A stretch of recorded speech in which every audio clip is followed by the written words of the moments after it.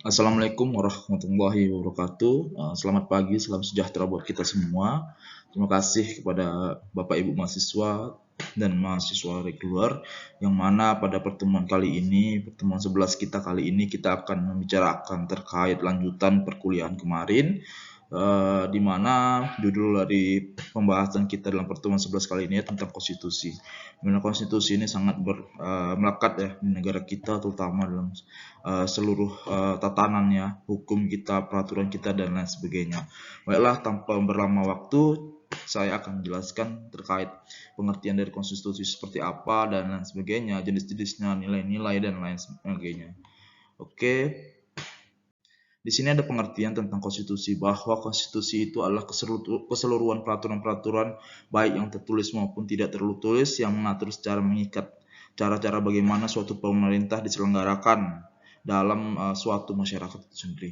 Jadi konstitusi itulah yang saya bilang tadi adalah bahwa hal yang sangat melekat dalam suatu negara kita, terutama dalam bidang peraturan-peraturan perundang-undangan yang berlaku, yang mana peraturan-peraturan ini sifatnya itu mempunyai sifat yang mengikat dan tertulis serta maupun tidak tertulis, yang mana mengatur setiap manusia dan setiap masyarakatnya, yang dimana peraturan tersebut itu dibuat dan dimuat secara langsung oleh pemerintah sebagai bentuk untuk menyelenggarakan peraturan-peraturan di dalam suatu masyarakat itu sendiri. Kemudian di sini konstitusi ya.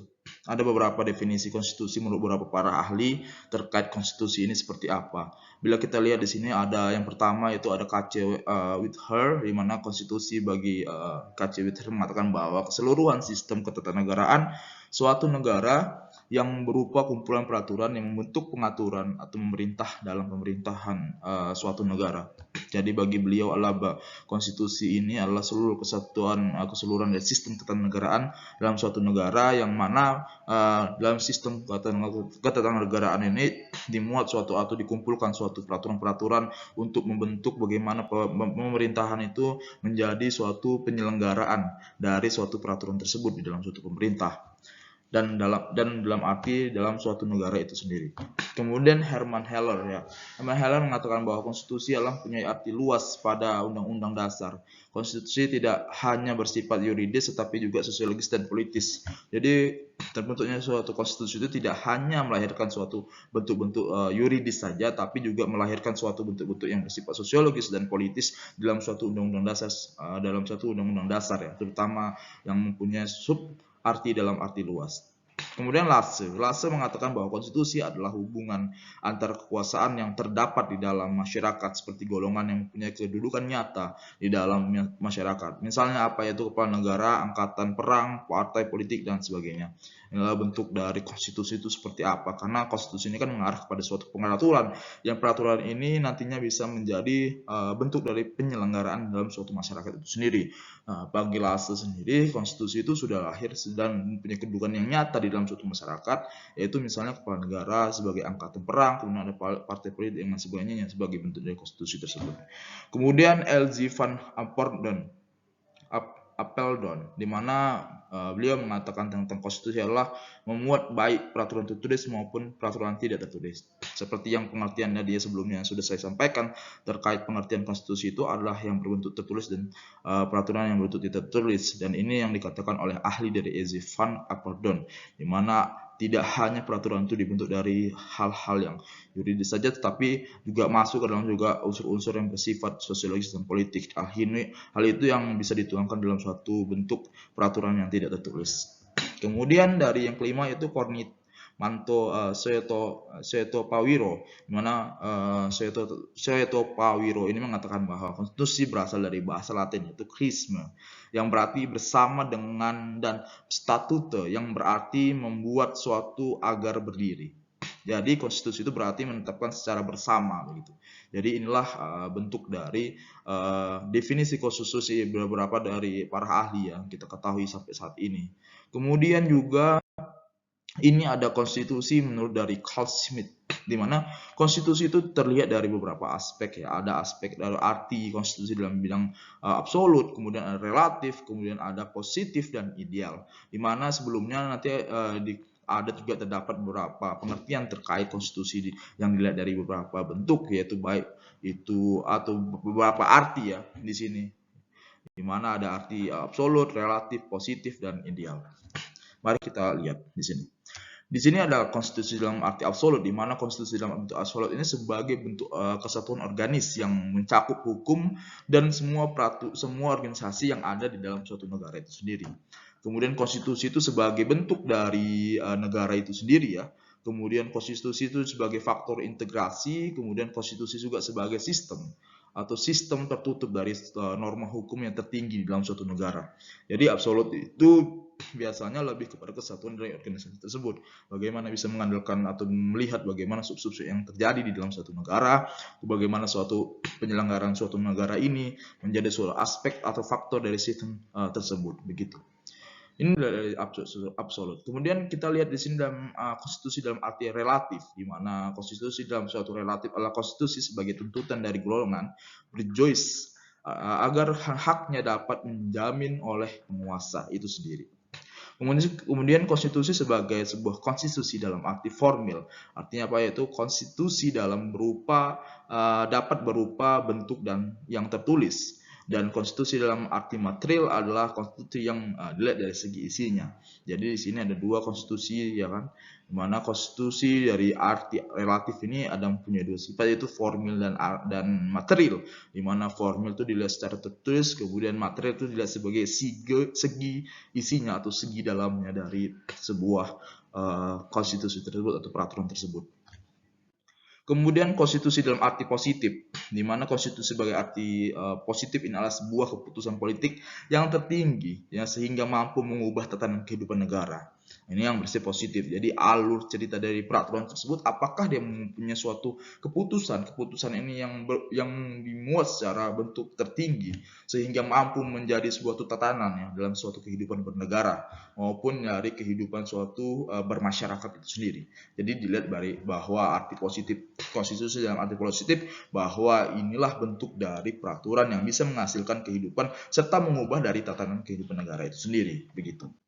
Kemudian konstitusi dalam arti ideal ya, di mana konstitusi yang memuat suatu adanya atau memuat adanya jaminan atas hak asasi serta perlindungan. Jadi mengacu pada HAM, hak asasi manusia, dan perlindungan yang terjadi, bahwa konstitusi juga mengatur atau melindungi setiap warga negaranya, terus menjamin kesejahteraannya, kemudian menjamin hak dan kewajibannya. Itu salah satu bentuk dari konstitusi dari arti ideal ini sendiri.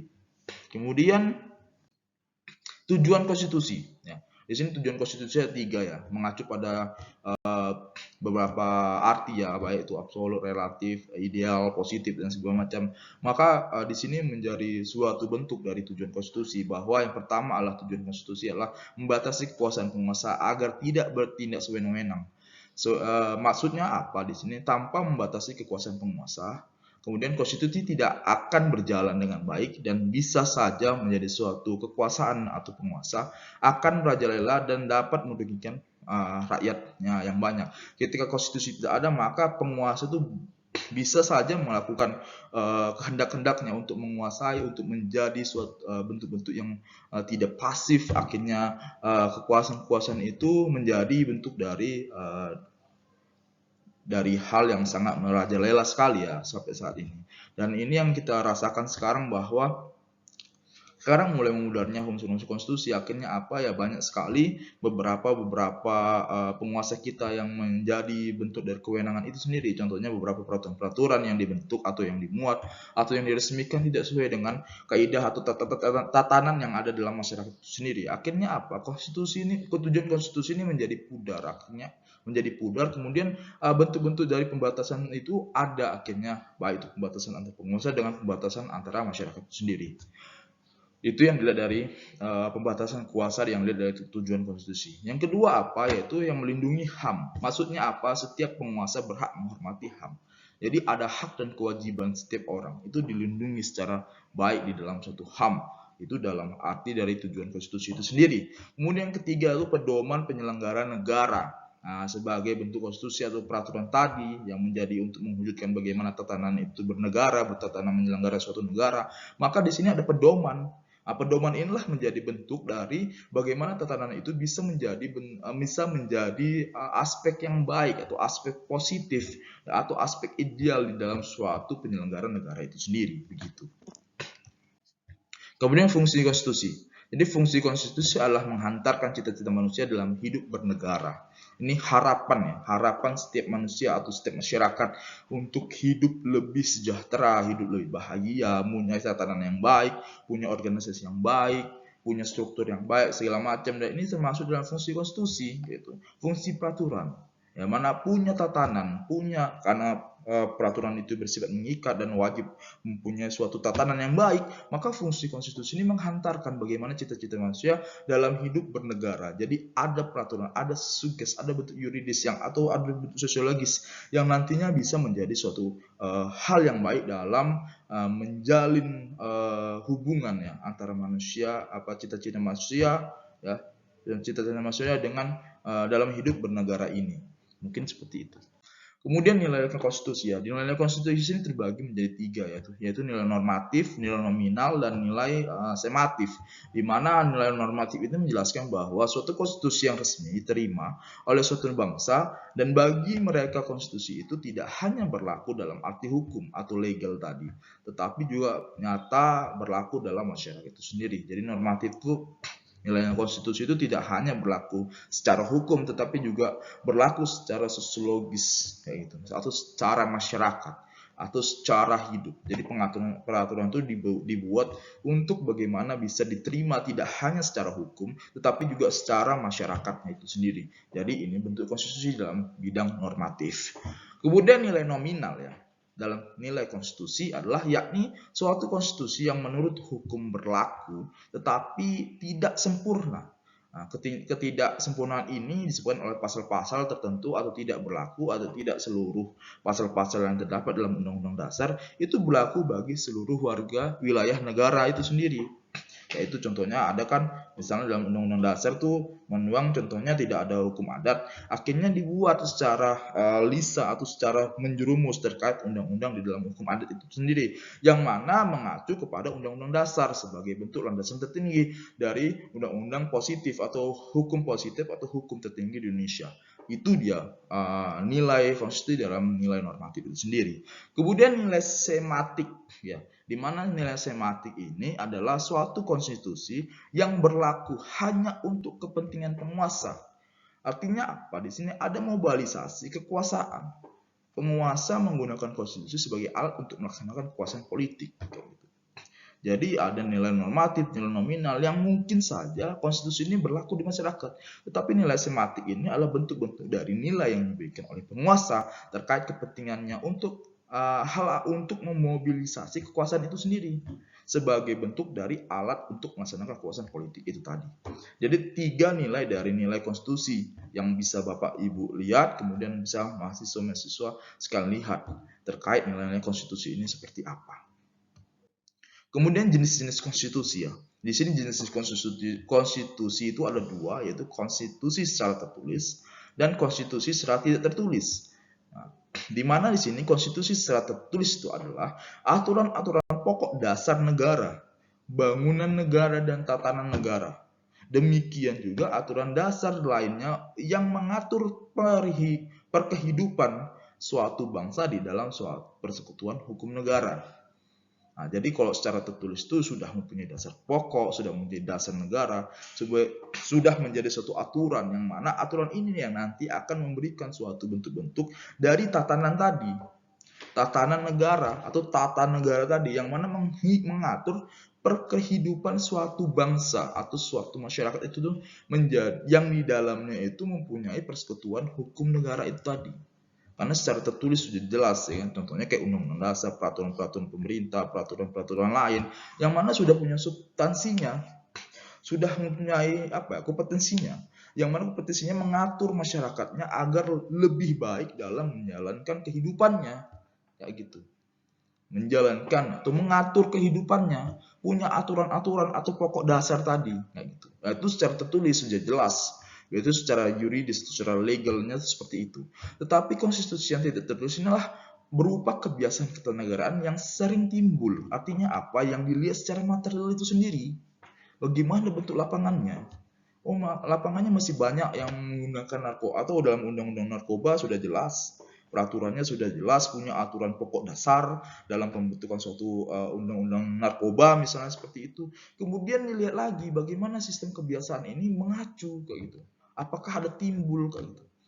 Nah, ada polemik di masyarakat yang mengakibatkan banyaknya masyarakat itu masih menggunakan narkoba itu sendiri. Nah, ini konstitusi dalam tidak tertulis ya, atau tidak mempunyai suatu landasannya, atau tidak terikat dalam konstitusi tertulis begitu. Dan ini menjadi suatu aspek juga, karena melihat secara materialnya seperti apa begitu dalam suatu bentuk konstitusi atau suatu bentuk dari peraturan itu sendiri begitu. Jadi ada celah. Gitu. Kemudian fungsi dari konstitusi. Di sini ada konstitusi dari Indonesia sendiri, di mana konstitusi tertulis kita itu itu ya di Undang-Undang Dasar 1945, kemudian konstitusi tertulis ini pengabdian keputusan berdasarkan musyawarah mufakat, pidato kenegaraan Presiden Republik Indonesia di setiap tanggal 16 Agustus sidang DPR ya.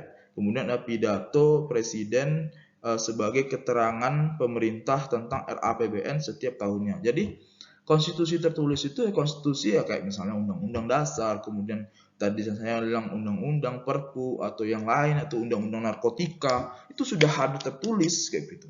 Sudah tertulis dan sudah diatur, sudah muat untuk bagaimana mempunyai tatanan yang baik dalam suatu masyarakat. Kemudian konstitusi tertulis apa? Pengambilan putusan berdasarkan musyawarah mufakat, yaitu bentuk materialnya seperti apa. Ya gitu. Ada bentuk materialnya di sini. Yang nantinya material ini contohnya dalam undang-undang narkotika tadi dilihat keputusannya bagaimana. Pengambilan keputusan dalam sebuah undang-undang tersebut yang mengacu pada tindakan-tindakan dalam material itu sendiri atau di lapangannya sendiri. Oh, masih banyak orang yang memakai narkoba akhirnya dibuat atau diputuskan atau mengambil keputusan berdasarkan musyawarah mufakat terkait undang-undang tersebut ini. Yang mana undang-undang narkotika ini yang mengatur seluruh aspek-aspek yang berhubungan langsung dengan narkotika tadi kayak gitu. Nah, kemudian kemudian diputuskan berdasarkan musyawarah mufakat. Ya oleh siapa? DPR tadi itu. Kemudian pidato kenegaraan Presiden Republik Indonesia itu juga bagian juga dalam konstitusi, dalam tertulis. Itu pidato juga dari Presiden sebagai keterangan pemerintah tentang RAPBN atau Rancangan Anggaran Pendapatan Belanja Negara setiap tahunnya. Itu juga termasuk dalam konstitusi, tidak tertulis juga. Oke, sekian dari penjelasan Kaya terkait ilmu negara kita, mata kuliah ilmu negara pertemuan ke-11. Lebih dan kurang saya mohon maaf. Saya tutup dengan Assalamualaikum warahmatullahi wabarakatuh.